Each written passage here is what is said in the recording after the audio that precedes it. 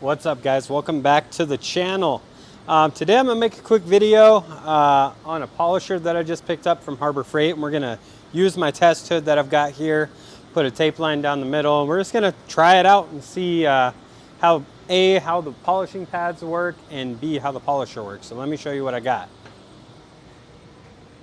So today I went and picked up this Hercules forced rotation dual action polisher from Harbor Freight. This is a new tool for them. Comes with this absolutely massive cord, so no extension cords necessary. I'm gonna plug it right into my toolbox, and we're gonna get right to it. And I also grabbed one of each of these pads. This is gonna be their coarse pad, medium, fine, ultra fine. We're gonna see how all of this works together. I'm going to use 3D car care polishing compounds, and yeah, let's just go ahead and hop right into it. I'm gonna show you this hood before, and then I'll tape it up and we'll check it out after. All right, so let's turn this light on. Oh, my light's dying. See how nasty that is? Let me zoom you in a little bit.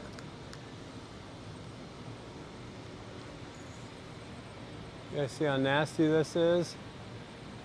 Let's see what that Hercules can do with this. I already clay barred this and cleaned it well, so let me tape this up. Okay, so we're gonna go ahead and start with the blue, which is the coarse, because this is pretty dang rough. If you've ever used a Rupes or Rupes blue coarse pad, dude, it feels the same. So I got high hopes for this. We're gonna see. I've got to prime this pad because obviously there's nothing on it. So I'll do that now. Like I mentioned, we're going to use 3D Car Care. I've got ACA 510. It's a pretty aggressive compound, and we're going to give this a liberal application here because it's brand new, so I want it to get some compound in it. All right, let's go ahead and see what this thing's made of. Got it on speed 1 just to spread it out. I'll work in like a 2x2 section and just see how it works. You can see I've got quite a bit of compound on here. Just spread out. All right, we're just gonna give her the onion. I'm gonna be slinging for a minute, but that's okay.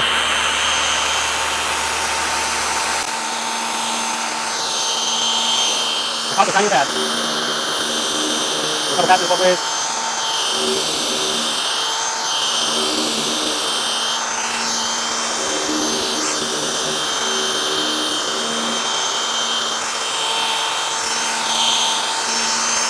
I like to go until my compound starts to break down. As you can see, it's starting to break down now.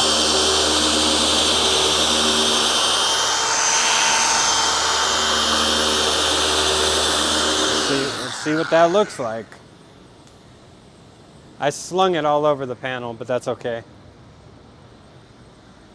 That's what happens when you prime a brand new pad. I've just got glass cleaner to just remove all of this compound without leaving wax or silicone to hide anything. To do another pass. The only negative thing I can say about ACA is this stuff tends to want to stick pretty good.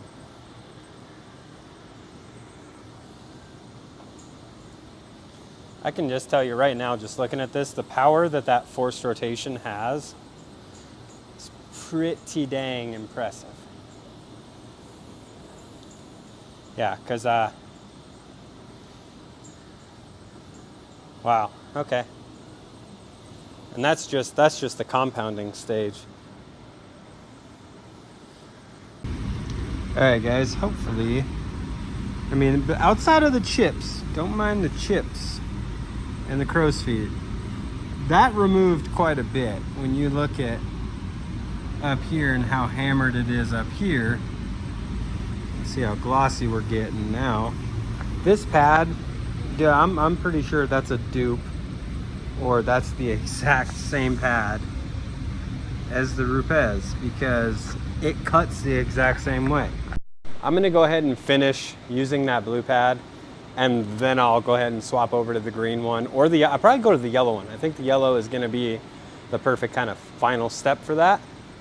So let me finish doing this, and then I'll bring you guys back when I'm switching over to that yellow.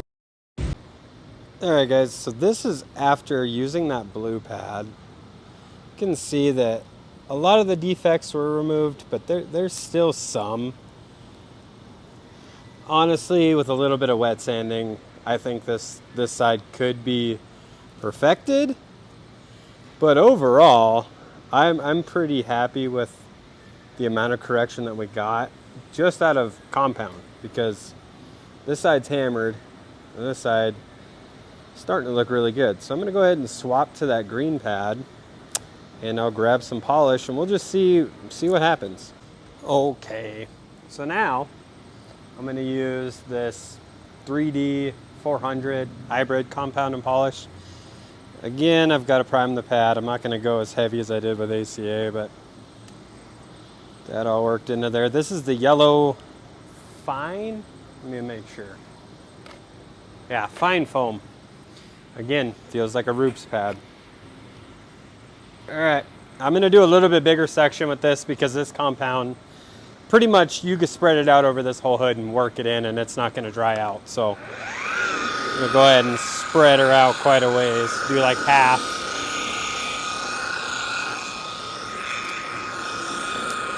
I can't believe how long the cord is on this thing. It's awesome. All right, let's go ahead and see what happens. I really like this pad better because I don't want to come around with much.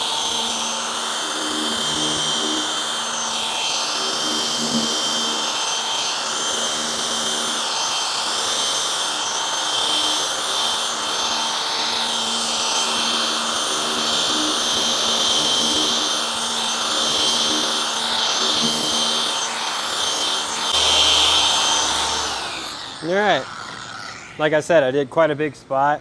This 400 is really good for like a one step or like a paint enhancement,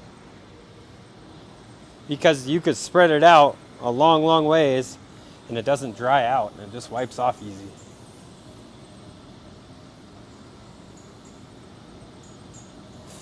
Towel.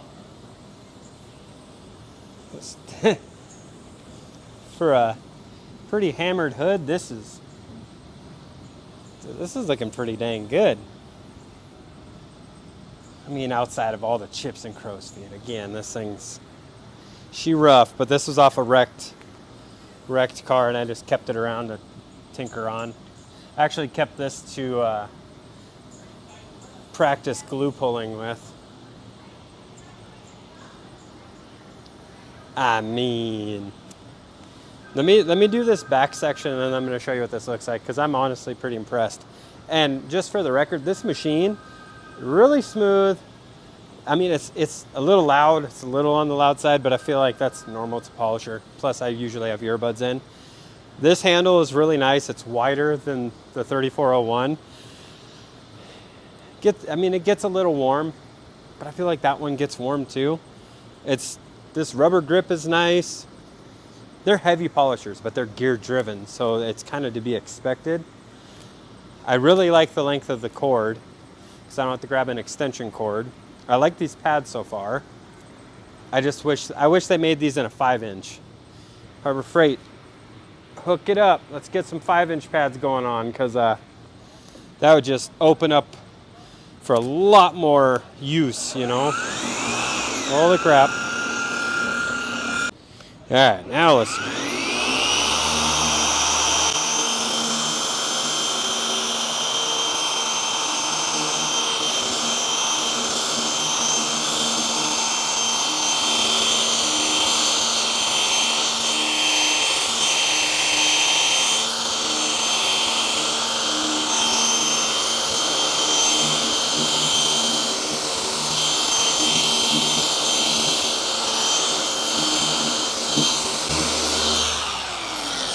All right.